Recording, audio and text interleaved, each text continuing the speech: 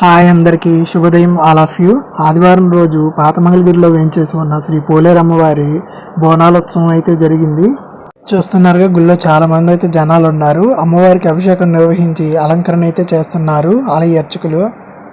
సాయంత్రం పోలేరమ్మవారి గ్రామోత్సవం కూడా జరుగుతుంది. ఆ వీడియోని ఈరోజు సాయంత్రం అప్లోడ్ చేస్తాను. ఈ వీడియో మీకు నచ్చితే లైక్ చేయండి, షేర్ చేయండి, సబ్స్క్రైబ్ చేయడం మాత్రం అస్సలు మర్చిపోవద్దు.